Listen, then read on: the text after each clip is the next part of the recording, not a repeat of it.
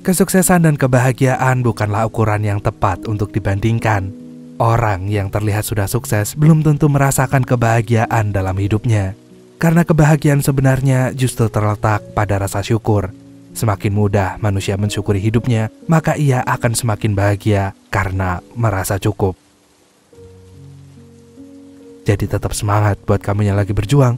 Selamat nonton dan selamat beristirahat.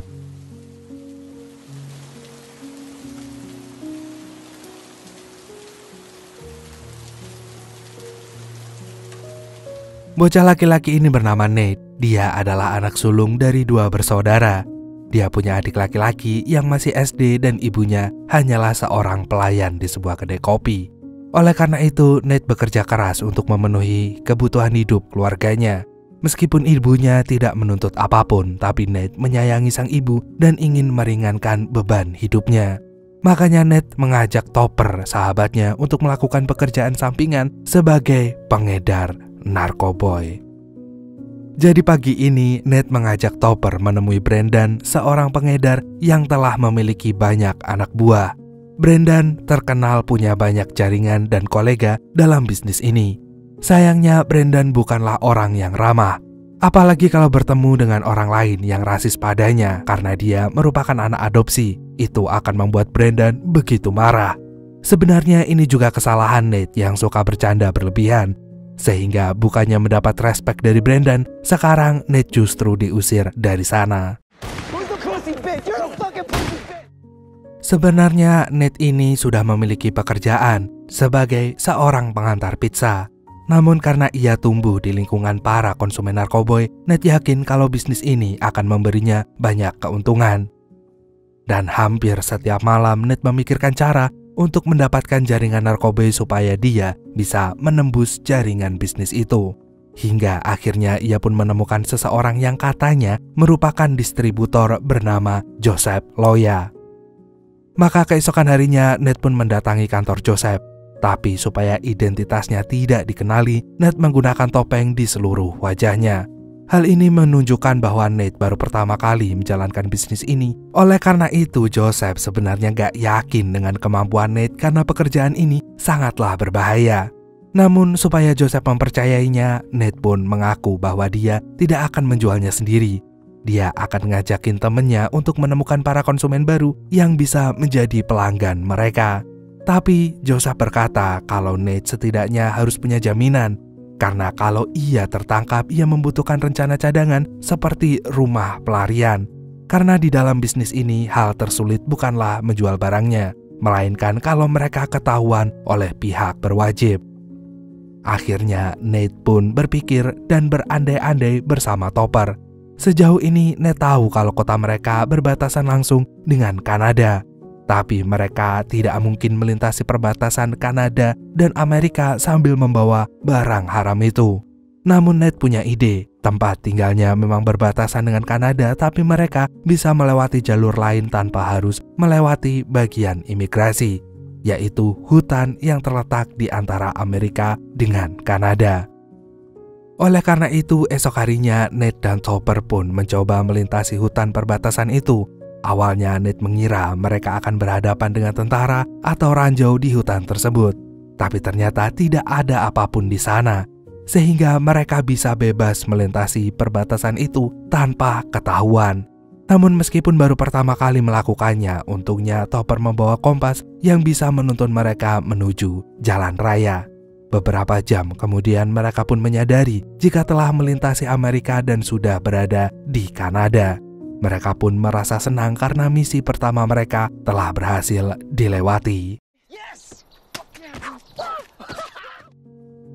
Langkah selanjutnya adalah mencari mobil yang akan digunakan untuk berkeliling di Kanada. Mereka pun menemukan mobil murah dan akhirnya memberanikan diri memasuki wilayah Kanada. Namun karena baru pertama kali pergi ke Kanada dengan niat tersembunyi, Nate dan Topper pun diam-diam merasa gugup. Mereka takut dicurigai oleh petugas imigrasi. Awalnya Topper mengaku kalau mereka pergi ke Kanada untuk bertemu dengan teman lama mereka yang tinggal di sana. Dan beberapa saat kemudian pemeriksaan itu pun lancar. Tapi tiba-tiba Nate bercanda mengenai narkoboy yang membuat petugas imigrasi menganggap itu serius. Akhirnya mereka harus menjalani pemeriksaan kedua. Namun saat pemeriksaan ini berlangsung, Nate dan Topper bisa lolos karena petugas tidak menemukan sesuatu yang mencurigakan. Setelah itu, mereka berdua pun langsung menuju tempat yang sudah mereka rencanakan. Ternyata Nate dan Topper pergi ke sebuah tempat yang menjual berbagai jenis obat terlarang. Penjualnya pun menyambut mereka dengan ramah dan menawarkan produk terbaik mereka, hingga Nate berniat untuk membelinya dalam jumlah banyak. Akan tetapi penjual tersebut ternyata tidak menerima grosir. Ia hanya menjual secara eceran dan biasanya langsung dijual pada para konsumen.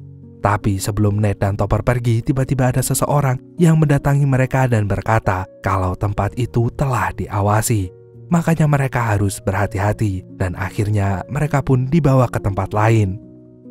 Orang itu ternyata menjual narkoboy kering dan sayangnya karena Nate dan Topper belum berpengalaman soal ini, mereka tetap membelinya meskipun kualitasnya begitu rendah. Tapi sekarang Nate dan Topper harus berpisah dan Topperlah yang diminta melintasi hutan kembali sambil membawa barang tersebut. Namun keduanya berdebat karena membawa barang itu sebenarnya membahayakan, apalagi keduanya baru pertama kali melintasi hutan ini dan tidak menjamin akan bisa kembali lagi dengan selamat. Tapi di sisi lain, membawa barang dan melintasi bagian imigrasi juga sama saja cari perkara. Oleh karena itu, Nate pun tetap memaksa Topper untuk pergi ke hutan dan ia berjanji akan menjemput Topper 3 jam kemudian. Mereka bahkan membawa alat komunikasi supaya bisa saling terhubung jika lokasinya sudah dekat. Setelah perdebatan yang cukup alot itu, mereka pun akhirnya berpisah. Nate kemudian melewati bagian imigrasi dan petugas di sana menanyakan Topper, tapi Nate berbohong kalau Topper memilih menginap di Kanada. Namun selebihnya, Nate bisa melewati perbatasan dengan lancar. Namun nasib baik Nate berbeda dengan Topper yang kebingungan saat berada di hutan. Berkali-kali ia tersesat dan justru kembali ke Kanada. Sampai akhirnya ia berhasil menemukan jalan pulang, tapi alat komunikasinya justru terhubung dengan frekuensi lain. Hal itu membuat Topper merasa panik, tapi untungnya Nate berhasil menemukan Topper dan akhirnya mereka pun bisa kembali bersama. Dan dalam waktu singkat mereka pun berhasil menjualkannya dan mendapat keuntungan yang berlimpah. Bahkan mereka mulai dibanjiri pesanan. Dan oleh karena itu, Nate dan Topper pun merencanakan perjalanan kedua mereka. Tapi kali ini mereka dicurigai oleh polisi Kanada yang ditugaskan di pinggir jalan. Awalnya Nate mengira kalau mereka akan ditangkap karena ketahuan mengedarkan barang haram. Namun ternyata polisi tersebut hanya memberikan surat tilang karena Topper tidak memakai sabuk pengaman. Setelah itu polisi tersebut pun menanyakan tujuan mereka ke Kanada dan Topper berbohong kalau ingin pergi ke Creston, yaitu sebuah daerah di pedalaman Kanada. Dan polisi tersebut justru memberitahu wilayah penghasil tanaman ajaib terbaik di Kanada adalah di Nelson. Hal itu membuat Topper dan Nate merasa sangat senang karena tidak menyangka kalau polisi Kanada malah memberitahu mereka tentang rahasia ini. Dan gak lama kemudian, Nate dan Topper sudah sampai di Nelson. Mereka pun beristirahat sebentar untuk ngisi bensin, sampai Topper justru bertemu dengan seorang gadis yang menarik perhatiannya. Topper kemudian berkenalan dengan gadis yang bernama Nicole itu. Dan tanpa disangka, Nicole ternyata punya kebun tanaman ajaib di rumahnya. Sehingga ia mengajak Nate dan Topper pergi ke sana. Maka Nate dan Topper pun berjalan mengikuti Nicole. Hingga mereka pun sampai di rumahnya dan Nicole langsung mengenalkan dua teman barunya itu pada keluarganya. Ternyata ayah Nicole memiliki kebun khusus untuk merawat tanaman-tanaman ajaib itu. Ia bahkan mengembangkan beberapa jenis tanaman baru yang membuat orang teler dalam sekali pakai. Tentu saja tanaman ajaib itu bisa dijual dengan sangat mahal karena banyak orang yang mencarinya. Setelah itu ayah Nicole pun mengajukan penawaran. Karena ia memiliki tanaman terbaik, maka ia tidak mau jika Nate dan Topper hanya membelinya dalam jumlah sedikit. Setidaknya mereka harus membelinya sebanyak 150 kg dan langsung membayarnya sejumlah $640.000. Lalu tanpa pikir panjang, Nate pun menyetujuinya. Sementara itu, Topper langsung marah dan mengingatkan Nate bahwa mereka tidak mungkin membawa barang sebanyak itu. Dan mereka juga tidak punya uang tunai sebesar itu untuk menyetujui penawaran ini. Akan tetapi Nate justru yakin kalau ia bisa mendapatkan hal tersebut. Ia berjanji akan memikirkan cara lain supaya transaksi ini bisa berjalan sukses. Sementara itu, karena sudah malam, Nate dan Topper pun menginap di rumah Nicole. Sayangnya Nate gak bisa tidur, sedangkan Topper malah menghabiskan waktunya bersama Nicole. Dan oleh karena itu, Nate pun memilih bekerja sendiri dan meninggalkan Topper di rumah Nicole. Dan diam-diam, Nate pun mengambil sampel narkoboy, kemudian membungkusnya dan menelannya. Jadi pagi itu, untuk pertama kalinya, Nate melintasi perbatasan sambil membawa barang di tubuhnya. Dan tentu saja pemeriksaan itu lancar karena petugas tidak menemukan narkoboy di mobil maupun tubuhnya. Setelah itu, Nate pun mendatangi Barry, mantan kolega Brendan, yang juga memiliki banyak jaringan dalam bisnis ini.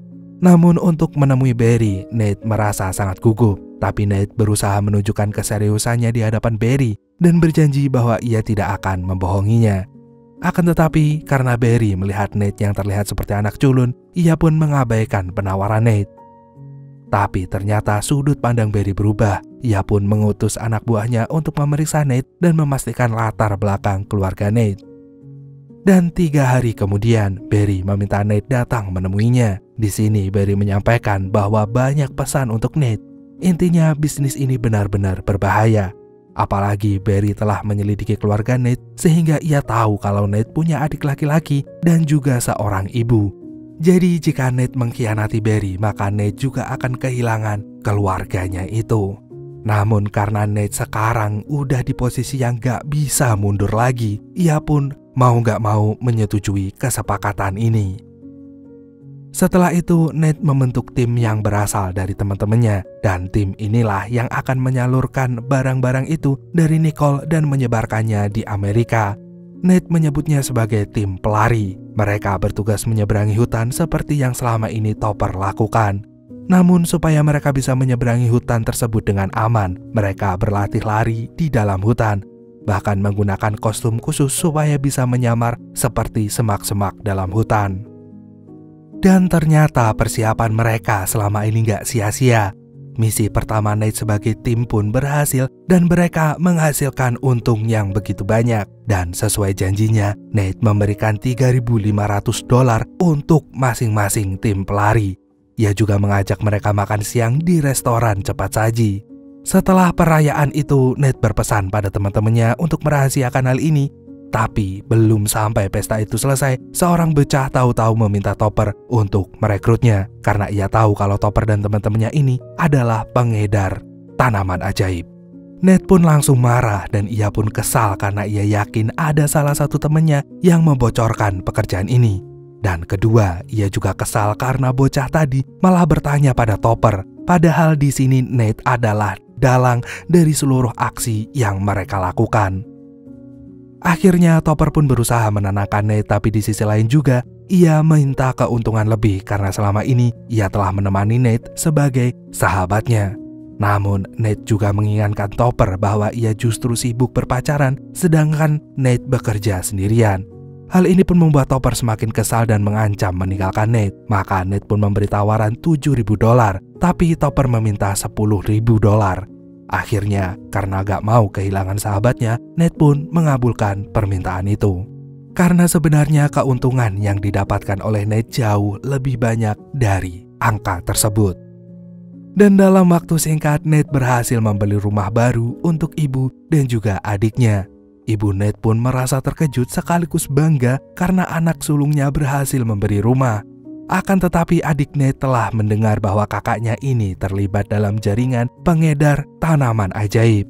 Namun Nate berusaha menutupinya dan mengaku kalau ia bermain trading dan saham di Wall Street. Namun lagi-lagi ibu Nate tidak mempermasalahkan hal tersebut. Meskipun ia tahu kalau Nate berbohong, ibunya Nate tidak ingin bertanya lebih jauh tentang di mana anaknya bisa dapat uang sebanyak itu. Dan sejak saat itu, Nate dan teman-temannya pun sering menghabiskan waktunya untuk berpesta ria. Selain bekerja, mereka juga sering banget berfoya-foya. Karena sekarang pesanan mereka semakin banyak.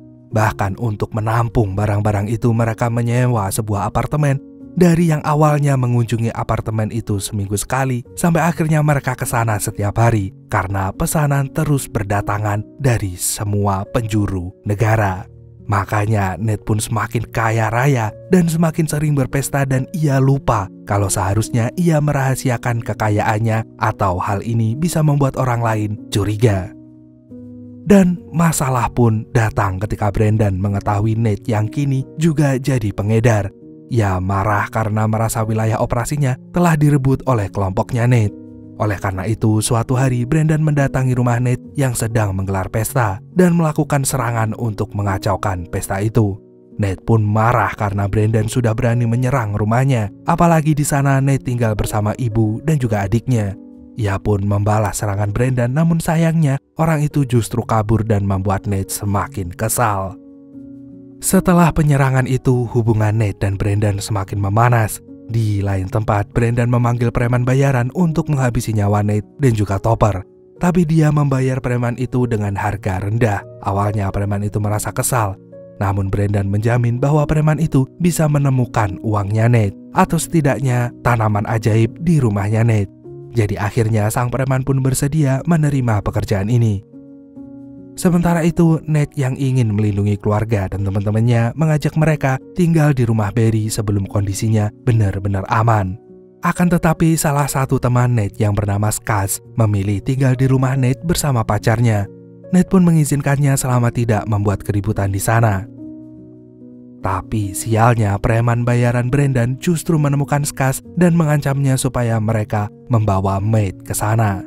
Akan tetapi Skaz mengaku tidak tahu keberadaan Nate. Ia juga tidak tahu penyimpanan uang maupun narkoboy milik Nate karena ia bukanlah penghuni rumah tersebut. Tapi preman tersebut mengancam Skaz dan memintanya untuk bertemu dengan Nate sekarang juga. Akhirnya Skaz pun terpaksa mengikuti perintah preman itu. Tapi antara panik dan ingin berbohong, Skaz memberitahu sebuah rumah dan mengaku kalau itu adalah rumahnya Nate. Meskipun Skaz sendiri tidak yakin, namun preman itu tetap ke sana daripada tidak mendapatkan hasil sama sekali. Dan ternyata itu memang bukan rumahnya Nate. Mereka pun langsung kabur dari sana sebelum masalahnya semakin parah. Untungnya para preman tersebut membiarkan Skaz dan pacarnya pergi, sementara mereka kabur dari tempat itu. Esoknya Skaz pun menemui Nate dan menceritakan hal ini. Ia pun menuntut bayaran lebih tinggi karena telah menyelamatkan Nate. Begitu pula dengan para tim pelari yang mendapat serangan dari Brendan. Mereka menginginkan naik gaji dan akhirnya Nate pun menyetujuinya. Sementara itu di lain tempat, Brendan marah-marah karena para preman itu gagal mendapatkan Nate. Namun di sisi lain preman itu juga kesal kepada Brendan karena menganggapnya berbohong tentang uang simpanan Nate. Akhirnya Brendan pun mengajak mereka ke hutan untuk mencari penyimpanan uang Nate. Tapi ternyata para preman tersebut justru berkhianat dan menghabisi Brendan hingga gak bernyawa. 1 bulan kemudian Brendan baru ditemukan dan langsung menjadi berita nasional. Kebetulan Nate dan teman-temannya menonton televisi dan mereka berkomentar kalau ini merupakan pertanda baik karena musuhnya udah gak ada. Akan tetapi Topper curiga pada Nate dan ternyata Nate lah yang membayar para preman itu untuk menghabisi Brendan. Hal itu ia lakukan karena ia ingin balas dendam pada Brendan yang telah mengusik keluarganya. Sementara itu seperti biasa Topper dan teman-temannya kembali bekerja sebagai pelari. Tapi kali ini mereka mengajak teman baru bernama Ronnie yang ternyata tidak bisa dipercaya. Di tengah perjalanan, Ronnie tiba-tiba mau berhenti karena mau buang hajat. Padahal diam-diam ia menyimpan barang itu di sana untuk dirinya sendiri. Karena setelah ia menyelesaikan pekerjaannya dengan Topper, Ronnie kembali lagi untuk mengambil barang ajaibnya tadi. Dan gara-gara hal inilah akhirnya polisi mencurigai Ronnie yang tiba-tiba datang dari tepi hutan. Maka polisi pun memeriksanya sehingga Ronnie tidak bisa melakukan hal lain selain mengakui perbuatannya. Dan sebelum polisi menangkap Nate, Barry telah memberitahunya lebih dulu.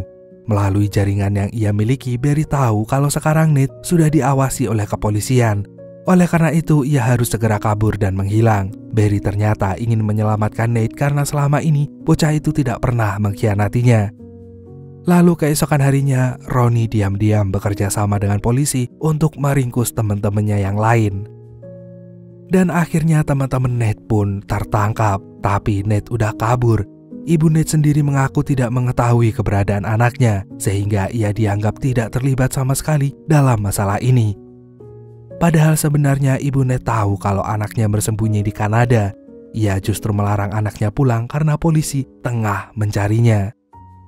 Dan di tempat pelarian, Nate tetap merasa tidak tenang. Ia pun akhirnya pulang dan mengakui perbuatannya. Dan dalam titik ini, Nate ternyata merasa bangga karena orang-orang justru menyambutnya dengan hangat, bukan sebagai tersangka.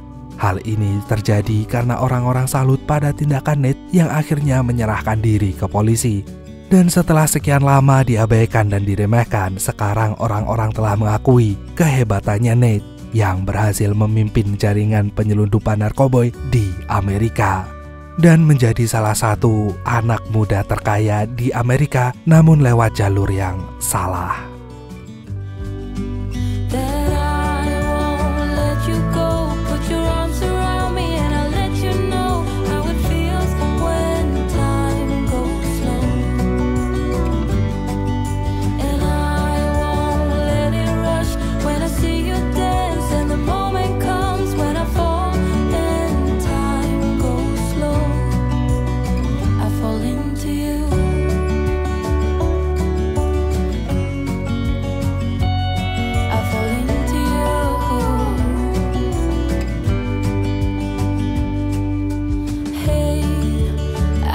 Could show you